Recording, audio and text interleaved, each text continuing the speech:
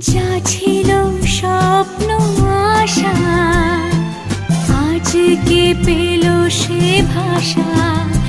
এই সুখেরই লগনে সত্যি হলো